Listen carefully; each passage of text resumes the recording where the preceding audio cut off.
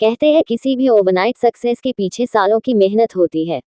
एक पागलपन होता है उस सपने के लिए, और बचपन से ऐसा ही कुछ पागलपन था एक माली के बेटे में फुटबॉल को लेकर, और इसी पागलपन में इस बंदे को क्रिस्टियानो रोनाल्डो बना दिया तो आज हर फुटबॉल लवर के दिल की धड़कन है। जी हाँ दोस्तों, मैं बात कर रहा हूँ फुटबॉल की पहचान दी क्रिस्टियानो रोनाल्डो की। आज ये सब जानते हैं कि ये बंदा अरबों के बंगले में रहता है, करोड़ों की गाड़ियों में घूमता है, पर इस कामयाबी के पीछे का स्ट्रगल और नंबर 1 रहने के लिए जो मेहनत है उससे कुछ ही लोग रूबरू हैं। और आज इस पोस्ट में इस बंदे के कुछ किस्से सुनने के बाद आप भी बोलोगे कि कामयाबी ऐसे बंदों से दूर रह नहीं सकती। रोनाल्डो के कोच बताते हैं, एक दिन उन्होंने रात को ऑफिस की खिड़की से कुछ पेड़ों को हिलते देखा। उन्हें लगा कोई मीडिया वाले जासूसी कर रहे हैं, पर पूछताछ करने के बाद पता चला कि रोनाल्डो पेड़ों के बीच अकेले प्रैक्टिस कर रहे थे ताकि अपने स्किल्स को और इम्प्रूव कर सके।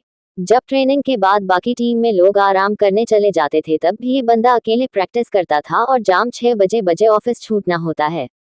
वहाँ 5 बजे ही तैयार होकर बैठ जाते हैं, क्योंकि हम जो कर रहे हैं उसमें हमारा पैशन ही नहीं है, हम तो बस चले जा रहे हैं, भीड़ के साथ चल रहे हैं। अकॉर्डिंग टू रिसर्च 19.6% लोग अपने पैशन को फॉलो नहीं करते, और ये 19.6% लोग उन 4% लोगों के लिए काम करते हैं जो 100 बार हारने के बावजूद भी अपने पैशन पर गिव अप नहीं करते।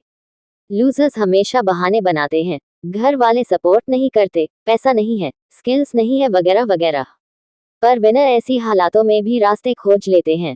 रोनाल्डो के लाइफ में भी कई मुश्किलें आई, पर ये मुश्किलें इस बंदे का बाल भी बांका ना कर सकी। 12 साल की उम्र में इस बंदे को फुटबॉल के लिए अपने फैमिली से दूर रहना पड़ा। 15 साल की उम्र में हार्ट प्रॉब्लम की वजह से डॉक्टर ने फुटबॉल खेलने से मना कर दिया, पर अब तक तो ये गेम इस बंदे की जान बन चुका था, और अब इनके पास 2 रास्ते थे। एक तो फुटबॉल खेलना छोड़ दो, या दूसरा एक रिस्की सर्जरी कर लो, और बेशक इस बंदे ने दूसरा रास्ता चुना। अभी यह बंदा इस मुश्किल से उभर भी नहीं था तभी दूसरा पहाड़ टूट पड़ा। ज्यादा शराब पीने की वजह से इनके पिता की डेथ हो गई। रोनाल्डो को बहुत बड़ा सदमा पहुंच गया। पिता के बाद घर का खर्चा चलाने के लिए इनकी मां को दूसरों के घर में काम तक करना पड़ा। इतनी मुसीबतों के बावजूद इस बंदे ने अपने पैशन के लिए मेहनत करना नहीं छोड़ा। ये होता है पागलपन, अपने पैशन के लिए, अपने सपनों के लिए, और ऐसे ही पागल लोग आगे चलकर दुनिया के लिए मिसाल बन जाते हैं। रोनाल्डो के फिटनेस कोच मौर्य बताते हैं, चैंपियंस लीग का मैच खेलने के बाद जब रोनाल्डो रात को 2 बजे शहर लौटे तब उनके सारी साथी घर चले गए। वहां ये बंदा सीधा ट्रेनिंग सेंटर जाकर वर्कआउट करता है।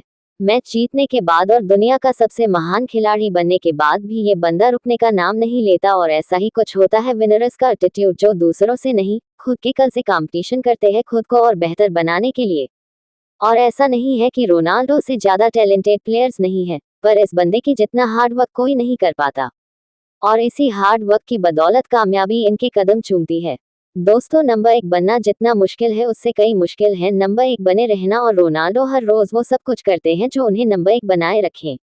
रोनाल्डो के एक दोस्त उनके बारे में बताते हुए कहते हैं, ट्रेनिंग सेशन के लिए रोनाल्डो सबसे पहले फील्ड में आते हैं और दिन भर के हार्ड प्रैक्टिस के बाद सबसे लास्ट घर जाते हैं।